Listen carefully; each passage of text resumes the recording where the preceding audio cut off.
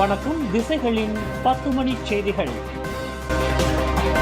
புடி மடானி திட்டம் மாதத்திற்கு 200 லிட்டர் மானிய விலை டீசல் வழங்க அரசாங்கம் முடிவு. நாட்டில் தகுதியுள்ள டீசல் வாகன உரிமையாளர்களுக்கு புடி மடானி திட்டத்தின் கீழ் மாதத்திற்கு 200 லிட்டர் வரையிலான டீசல் லிட்டருக்கு $2.10 மானிய விலையில் வழங்கப்படும் என்று இரண்டாம் நிதியமைச்சர் டத்தோஸ்ரீ அமீர் அம்சா அசிசான் இன்று அறிவித்தார். நாட்டில் உள்ள 90 விழுக்காட்டிற்கும் அதிகமான வாகன ஓட்டிகள் மாதத்திற்கு 200 லிட்டருக்கும் குறைவாகவே எரிபொருளை பயன்படுத்துகின்றனர் என்ற புள்ளி விவரங்களின் அடிப்படையில் இந்த முடிவு எடுக்கப்பட்டுள்ளது. பயணீட்டாளர்கள் தங்களின் தேவைக்கேற்ப இந்த மானிய கோட்டாவை டீசல் அல்லது ரான் 95 எரிபொருளுக்கு நெகிழ்வு தன்மையுடன் பயன்படுத்திக் கொள்ளலாம் என்றும் இத்திட்டம் மைகாட் அடையாள அட்டை முறை மூலம் நாடு தழுவிய அளவில் அமல்படுத்தப்படும் என்றும் அவர் கூறினார். மேலும் கிராமப்புறங்களில் வசிப்பவர்கள் மற்றும் குறு சிறு நடுத்தர தொழில்துறையினரின் கூடுதல் தேவையை கருத்தில் கொண்டு தகுதியுள்ள பிக்அப் ட்ரக்ஸ் மற்றும் ஜீப் வாகன உரிமையாளர்கள் கூடுதலாக 100 லிட்டர் சேர்த்து மாதம் மொத்தம் 300 லிட்டர் வரை மானியம் பெற விண்ணப்பிக்கலாம் என்றும் அவர் விளக்கம் அளித்தார். தகுதியுடைய பயணீட்டாளர்கள், படகு ஓட்டுநர்கள் மற்றும் தொலைதூர பகுதிகளில் ஜெனரேட்டர் பயன்படுத்துபவர்கள் இதற்கான விண்ணப்பங்களை அதிகாரப்பூர்வ புடி மடானி இணையதளத்தின் வழி சமர்ப்பிக்கலாம் என்றும் இதற்காக சபா மற்றும் சரவா மாநில அரசாங்கங்களுடன் மத்திய அரசு இணைந்து செயல்பட்டு வருவதாகவும் அமைச்சர் அமீர் அம்சா மேலும் குறிப்பிட்டார். கோலாலம்பூர் இஸ்தானா புக்கெட் துங்குவில் ஜோஹர் இளவரசரும் இடைக்கால சுல்தானுமாகிய துங்கு இஸ்மாயில் சுல்தான் இப்ராஹிமை பிரதமர் டத்தோஸ்ரீ அன்வார் இப்ராஹிம் இன்று நேரில் சந்தித்து கலந்துரையாடினார். சுமூகமான சூழலில் நடைபெற்ற இச்சந்திப்பில் ஜோஹர் மாநில மக்களின் நல்வாழ்வு மற்றும் பொருளாதார வளர்ச்சியை மேம்படுத்துவது குறித்து இரு தலைவர்களும் விரிவாக ஆலோசனை நடத்தினர். மடானி அரசாங்கத்தின் தொடர் திட்டங்கள் மற்றும் மாநிலத்தின் தற்போதைய மேம்பாடுகள் குறித்து விவாதிக்கப்பட்ட வேளையில் மத்திய அரசாங்கம் மற்றும் ஜோஹர் மாநில அரசாங்கத்திற்கு இடையிலான நெருக்கமான உறவையும் கூட்டுறவையும் மேலும் வலுப்படுத்துவதற்கு இரு தரப்பும் இணக்கம் தெரிவித்துள்ளதாக பிரதமர் அன்வார் தனது அதிகாரப்பூர்வ அறிக்கையில் குறிப்பிட்டுள்ளார்.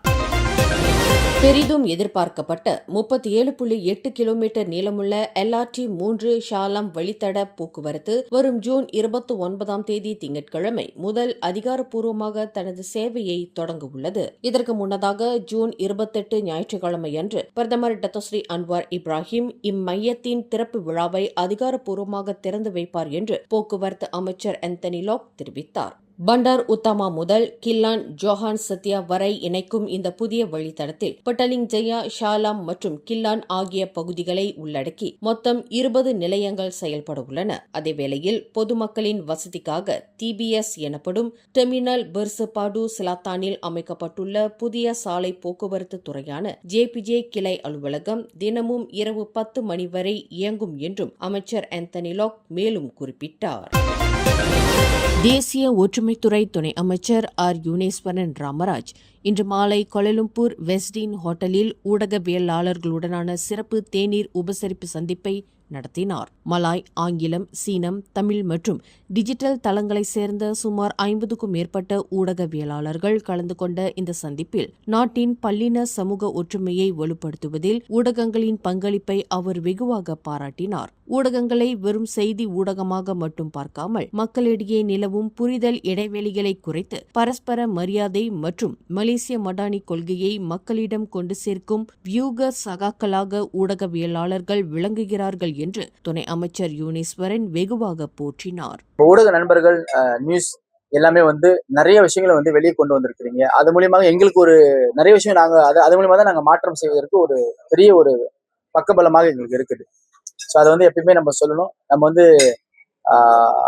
மீடியாவோட ஃபீட்பேக் எடுக்கிறனாலும் நமக்கு தெரியும் கிராஸ் ரூட்ல என்ன நடக்குது, மக்கள் என்ன நினைக்கிறாங்க, என்ன சிந்திக்கிறாங்கன்றதுக்கு அது முதல் மீடியா உதவி ரொம்ப முக்கியமாக இருக்கிறது. அந்த அடிப்படையில் உங்க எல்லாருக்கும் மீண்டும் மனமார்ந்த நன்றியை தெரிவித்துக் கொள்வது. தொடர்ச்சியாக மடானி அரசாங்கம் நிறைய இனிஷியேட்டிவ் செய்து கொண்டே வருகிறார்கள். இன்னைக்கு பாத்தீங்கன்னா டீசல் விலை இறக்கிருக்கிறாங்க. ஜூலைல இருந்து டீசல் விலை இறங்க போகுது. ஏன்னா தற்போதைய சவாலான தகவல் தொழில்நுட்ப காலத்தில் துல்லியமான மற்றும் பொறுப்புணர்ச்சி மிக்க செய்திகளை வழங்குவதில் ஊடகங்களின் பங்கு இன்றியமையாதது என்றும் தேசிய ஒற்றுமைத்துறையின் தூதுவர்களாக செயல்படும் ஊடகங்களுக்கும் அரசாங்கத்திற்கும் இடையிலான நல்லுறவு தொடர்ந்து வலுப்படுத்தப்பட வேண்டும் என்றும் துணை அமைச்சர் யுனேஸ்வரன் தமது உரையில் கேட்டுக்கொண்டார். செயற்கை நுண்ணறிவான AI தொழில்நுட்பத்தின் தாக்கத்தை எதிர்கொள்ளும் துறைகளை கண்டறிந்து அதற்கேற்ப தொழிலாளர்களுக்கு திறன் மேம்பாடு மற்றும் மறுபயிற்சி அளிக்கும் முயற்சிகளை அரசாங்கம் தீவிரப்படுத்தியுள்ளதாக இலக்கவியல் அமைச்சர் கோபிந்த் சிங் டியோ தெரிவித்துள்ளார். இன்று நடைபெற்ற 5D ஃபோரம் அறிக்கை வெளியீட்டு விழாவிற்கு பிறகு பேசிய அமைச்சர் கோபிந்த் சிங், புதிய தொழில்நுட்பங்களால் சில வேலை வாய்ப்புகள் மாறக்கூடும் என்பதால் தொழிலாளர்கள் தங்களை மாற்றி அமைத்துக் கொள்ள இந்த ஆரம்பகட்ட நடவடிக்கை எடுக்கப்பட்டுள்ளதாக கூறினார். AI தொழில்நுட்பத்தால் உருவாகும் புதிய வேலை வாய்ப்புகளுக்கு ஏற்ப பல்கலைக்கழகங்கள் மற்றும் பயிற்சி மையங்கள் வழி திறமையாளர்களை உருவாக்கும் உத்திகள் வகுக்கப்பட்டு வருகின்றன. வரும் 2030ஆம் ஆண்டிற்குள் மலேசியாவை ஒரு AI நாடாக மாற்றுவதே இதன் முதன்மை இலக்காகும் என்றும் அமைச்சர் கோபிந்த் சிங் விவரித்தார். மலாக்கா மாநில சட்டமன்றம் அடுத்த 3 மாதங்களுக்குள் கலைக்கப்பட்டு வரும் செப்டம்பர் மாதத்திற்குள் மாநில தேர்தல் நடத்தப்பட வாய்ப்புள்ளதாக முதலமைச்சர் டத்தோஸ்ரீ அப்துல் ரவுஃப் யூசோ தெரிவித்துள்ளார். தற்போதைய அரசியல் சூழலின் அடிப்படையில் ஜோஹர் மற்றும் நெகிரி செம்பிலான் மாநில தேர்தல்களுக்கு பிறகு மலாக்கா தேர்தலை எதிர்நோக்கலாம் என்று அவர் கூறினார். மலாக்கா சட்டமன்றத்தின் பதவிக்காலம் வரும் டிசம்பர் மாத இறுதியுடன் முடிவடைய உள்ள நிலையில் அதற்கு முன்பாக எப்போது வேண்டுமானாலும் சட்டமன்றம் கலைக்கப்படலாம் என தெரிவித்த அவர், அதுவரை மக்களுக்கான சேவை செய்யும் கடமை தொடரும் என்றார். இதற்கிடையே சட்டமன்றம் கலைக்கப்பட்ட 60 நாட்களுக்குள் தேர்தல் நடத்தப்பட வேண்டும் என்றும் முன்கூட்டியே கலைப்பது குறித்த இறுதி முடிவு முதலமைச்சரின் அதிகாரத்திற்கு உட்பட்டது என்றும் மலாக்கா சபாநாயகர் டத்தோ வீரா இப்ராஹிம் டூரும் உறுதிப்படுத்தியுள்ளார். பேரா மாநில தம்பூன் நாடாளுமன்ற தொகுதியில் கடந்த 109 ஆண்டு காலமாக தனியார் நிலத்தில் இருந்த சங்காட் கிண்டிங் தோட்ட தமிழ் பள்ளிக்கு தற்போது பள்ளி வாரிய குழுவான LPS பெயரில் அதிகாரப்பூர்வ தனி நிலப்பட்டா வழங்கப்பட்டுள்ளது. இத்தொகுதியின் நாடாளுமன்ற உறுப்பினரான பிரதமர் டத்தோஸ்ரீ அன்வார் இப்ராஹிமின் வழிகாட்டலில் இந்த நில உரிமை மாற்ற முயற்சிக்கு முழு வடிவம் கொடுத்து வெற்றி காண செய்தவர் பிரதமரின் சிறப்பு அதிகாரி டத்தோ ஆர் சுரேஷ்குமார் ஆவார். இத்தொகுதியில் உள்ள சத்யசீலா, கிளேபாங் மற்றும் சங்காட் கிண்டேங் ஆகிய தமிழ் பள்ளிகள் நிலப்பட்டா பெற்றுள்ள வேளையில் சிம்மோர் தோட்ட தமிழ் பள்ளிக்கும் நிலப்பட்டா பெற தொடர்ந்து முயன்று வருவதாக டத்தோ சுரேஷ்குமார் கூறினார். மேலும் சங்காட் கிண்டேங் பள்ளிக்கு புதிய விளையாட்டு மைதான நில ஒதுக்கீடும் பெற்றுத் தரப்பட்டுள்ளது. பேராவில் உள்ள 134 தமிழ் பள்ளிகளின் நில உரிமைகளும் LPS பெயருக்கு மாற்றப்பட்டால் மட்டுமே அவற்றின் எதிர்காலம் மற்றும் கல்வி வளர்ச்சி பாதுகாப்பாக இருக்கும் என அவர் வலியுறுத்தினார். இன்றைக்கி பார்த்தீங்கன்னா பேரா மாநிலத்தில் 134 தமிழ் பள்ளிங்க இருக்குது. அந்த 134 பள்ளியில் நீங்கள் பார்த்தீங்கன்னா ரொம்ப பள்ளிக்கு அந்த அந்த கிரான் எல்பிஎஸ் கீழே இல்லை. ஒன்றும் தோட்டம் இது லாடாங்கில் இருந்துச்சு. லாடாங் தோட்டம் எஸ்டேட் அவங்க பேரில் தான் இருக்குது. அது பேரு கூட இப்போ லாடாங் இல்லையா, ப்ராப்பர்ட்டிக்கு மாற்றிட்டாங்க, வேறு வாங்கிக்கிட்டாங்க, அவங்க பேரில் தான் இருக்குது ஒன்றும். அப்போ இந்த இந்த கிரான் ஒன்றும் அவங்க ப்ராப்பர்ட்டி பேரில் இருக்கிறவாசி, எஸ்டேட் பேரில் இருக்கிறவாசி இந்த அந்த ஸ்கூலை ஏதாச்சும் நம்ம செய்கிறோன்னா, புது பில்டிங் கட்ட போகிறோமா, கேன்டீன் கட்ட போகிறோமா, தடிக்கா கட்ட போகிறோமா, போய் பெர்மிஷன் கேட்கணும். அதே போல் அது எல்பிஎஸ் கிட்ட வந்துருச்சுன்னா அவங்க யாரையும் கேட்க தேவையில்லை. ஸோ இந்த முயற்சியில் பார்லிமெண்ட் தம்பூரில் இன்றைக்கி பார்த்தீங்கன்னா போன வருஷம் சத்யசீலா ஸ்கூலுக்கு கிரான் எடுத்தாச்சு, எல்பிஎஸ் கீழே இருக்குது.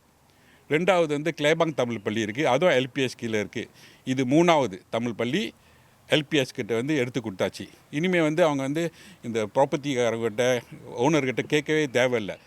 இந்த வரலாற்று சாதனை குறித்து பள்ளியின் தலைமை ஆசிரியர் S. மகாராணி மற்றும் வாரிய தலைவர் சேகர் ராமையா ஆகியோர் நிகழ்ச்சியுடன் பேசினர். அப்போ தான் பார்த்ததில் பள்ளி இன்னும் நம்ம கிண்டா ப்ராப்பர்ட்டிகளே இருந்துச்சு. அப்போ நான் சார்ட்ட சொன்னேன், சார் நம்ம எல்பிஎஸ் கீழே கொண்டு வந்துட்டோமா நம்மளுக்கு பிற்காலத்தில் வருகின்ற மாணவர்களுக்கு, பெற்றோர்கள் அவங்களாம் உதவியாக இருக்கும். ஸோ அதை முடிஞ்ச வரைக்கும் நம்ம எல்பிஎஸ் கீழே கொண்டு வந்தோமா நல்லாயிருக்கும் அப்படின்னு சொல்லிட்டு நாங்கள் எல்லாம் அவர்கிட்ட சார்ட்டே எங்களுடைய கோரிக்கை வச்சோம். அப்போ சார் முயற்சி செஞ்சாங்க. அவரோட ஒரே இது என்னன்னாக்கா சொல்கிறது தான் செய்வார். அவர் சொல்லிட்டாருன்னா ஓகே டீச்சர் அவ்வளோதான், ஒன் டைமுக்கு நம்மளுக்கு என்ன வேணுமோ அதெல்லாம் செய்து கொடுத்துருவாரு.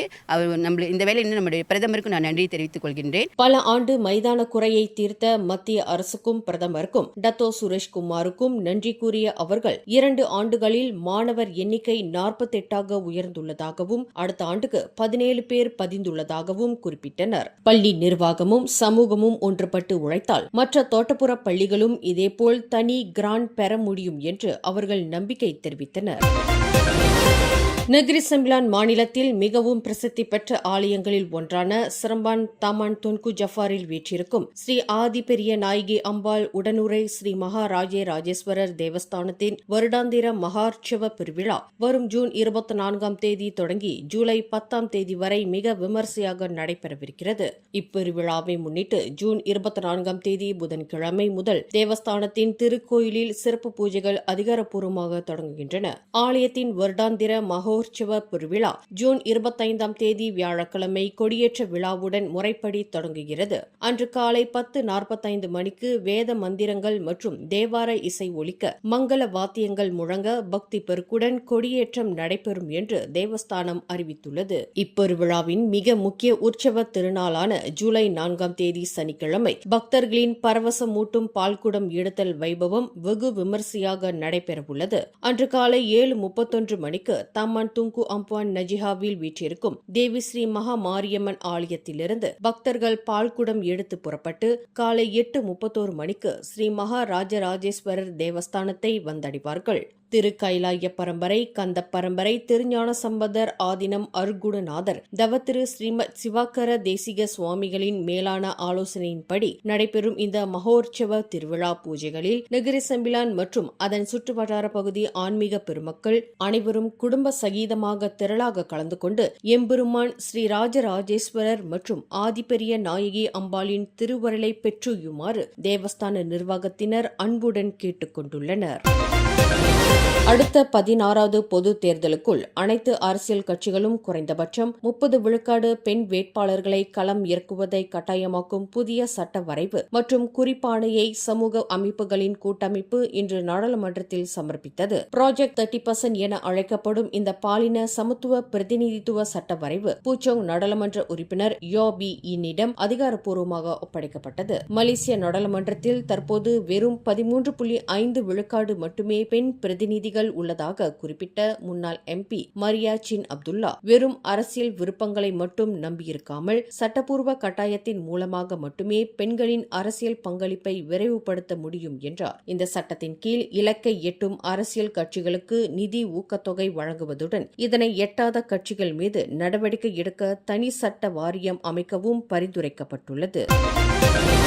மலேசியாவில் அதிவேகமாக செல்லுதல், உரிமமின்றி வாகனங்களை ஓட்டுதல் மற்றும் சிவப்பு விளக்கை மதிக்காமல் செல்லுதல் உள்ளிட்ட 700க்கும் மேற்பட்ட போக்குவரத்து விதி மீறல்களுக்கான அதிகபட்ச அபராத தொகையை 500 ரிங்கெட்டாக உயர்த்துவதற்கான சட்டத்திருத்த மசோதாவை நாடாளுமன்றத்தில் சமர்ப்பிக்க போக்குவரத்து அமைச்சு திட்டமிட்டுள்ளது.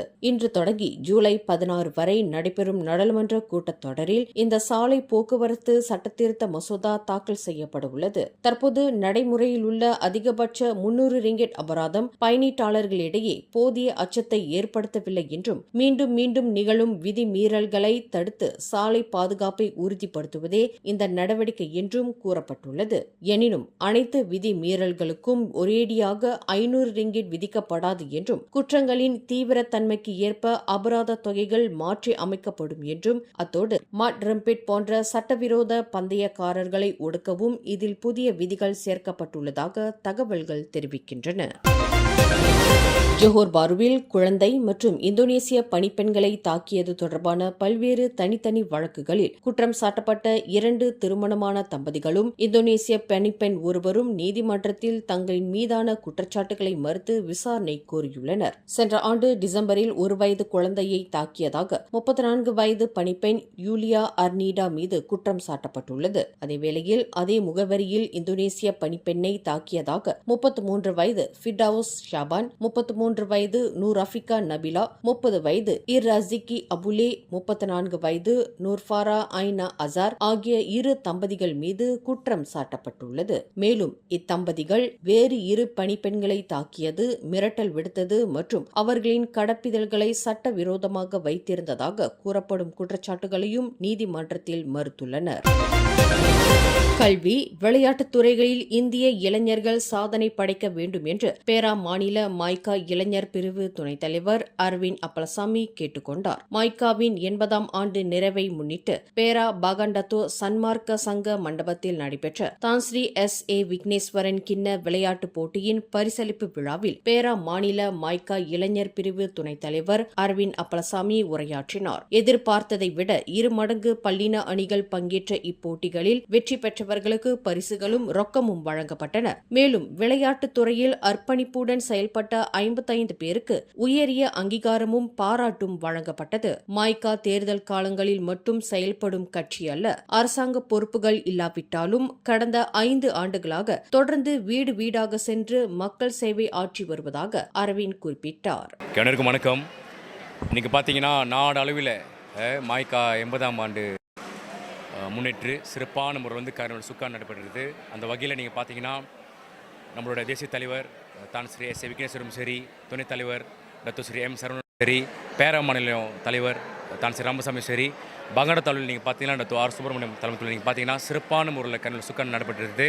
அந்த வகையில் நீங்கள் பார்த்தீங்கன்னா நிறைய போட்டிகள் நம்ம ஏற்பாடு செஞ்சுருந்தோம். ஃபுட்சால் நீங்கள் பார்த்தீங்கன்னா நம்ம சாதாரணமாக பரிசு கொடுக்காம 3000 வெள்ளி நன்கொடை வழங்கி சிறப்பான முறையில் நம்ம ஏற்பாடு பண்ணியிருந்தோம். அது மட்டும் இல்லாமல் பேட்மிண்டன் நீங்கள் பார்த்தீங்கன்னா 2000 வெள்ளி நன்கொடை வழங்குகிறோம். அது மட்டும் இல்லாமல் நீங்கள் பார்த்தீங்கன்னா பெண்களுக்கு போலாஜாரியும் ஓலராகவும் நம்ம ஏற்பாடு பண்ணியிருந்தோம்.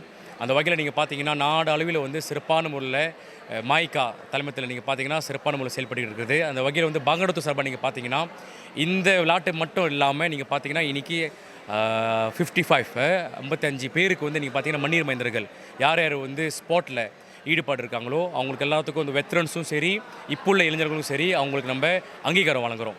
இது ஏன் நம்ம செய்கிறோம்னா நீங்கள் பார்த்தீங்கன்னா சந்தோஷ் சிங் ஆறுமுகம் போன்ற ஜாம்பவான்களின் பொற்காலத்தை மீட்டெடுக்க இளைஞர்களுக்கு போட்டி வசதிகளையும் பயிற்சிகளையும் மைகா வழங்கி வருகிறது. கல்வியிலும் விளையாட்டிலும் மாணவர்கள் சாதிக்க தேசிய தலைவர் தான் ஸ்ரீ விக்னேஸ்வரன் மற்றும் துணைத் தலைவர் டாக்டர் ஸ்ரீ சரவணன் ஆகியோர் தொடர்ந்து ஊக்கமளித்து வருவதாக கூறிய அரவிந்த், மைகா ஓர் ஆலமரம் போன்றது.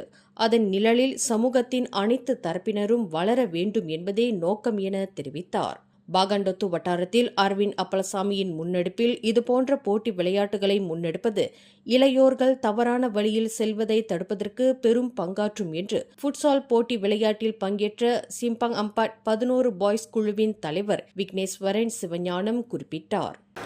எல்லாருக்கும் வணக்கம். என் பேர் விக்னேஸ்வரன் சிவஞானம். இது எங்களுடைய டீமோட பேர் பார்த்தோமா 11 பாய்ஸ் ஃபுட்சால் கிளப். நாங்கள் சிம்பாம்பாட் வட்டாரத்தில் கடந்த 15-20 வருஷமாக நாங்கள் ஃபுட்சால் கிளப்பில் நாங்கள் எல்லா டோர்னமெண்ட்லையும் பங்கெடுத்து இப்படியாக பல வெற்றிகளை நாங்கள் பெற்றிருக்கிறோம். டிஸ்ட்ரிக்ட் மட்டும் இல்லாமல் நெகிரி லெவலில் கூட நாங்கள் போய் விளையாண்டுட்டு நாங்கள் வந்திருக்கோம். பாகாண்டத்து வட்டாரத்தில் இந்த மாதிரி ஃபுட்சால் ஏற்பாடுகளை செய்து பிள்ளைகளுக்கு விளையாட்டுத் துறையில் எல்லாரும் ஈடுபட்டு தவறான வழியில் போகாதபடி இப்படியாப்பட்ட நல்ல நல்ல நிகழ்ச்சிகளை செய்து வர்றது எங்களுக்கு ரொம்ப மகிழ்ச்சி. இன்னைக்கு விளையாட்டை இளைஞர்களின் எதிர்கால முன்னேற்றத்திற்காகவும் பல்லின ஒற்றுமைக்காகவும் மைகா தொடர்ந்து அர்ப்பணிப்புடன் பாடுபட்டு வருவதை இந்நிகழ்வு மீண்டும் உறுதிப்படுத்தியுள்ளது. கல்வியிலும் விளையாட்டிலும் நம் இந்திய சமுதாயம் ஆலமரமாய் தழைத்தோங்க கட்சி என்றும் ஒரு முக்கிய தூணாக விளங்கும் என்பது இதன் மூலம் தெளிவாகிறது என போட்டி விளையாட்டுகளில் பங்கேற்றவர்கள் ஒரு சேர தெரிவித்தனர். மேலும் செய்திகளை தெரிந்து கொள்ள கீழே இருக்கும் பெல் பட்டனை அழுத்துங்கள். உங்கள் மகிழ்ச்சியை வெளிப்படுத்த லைக் மற்றும் ஷேர் செய்யுங்கள். தொடர்ந்து திசைகளோடு இணைந்திருக்க சப்ஸ்கிரைப் செய்யுங்கள்.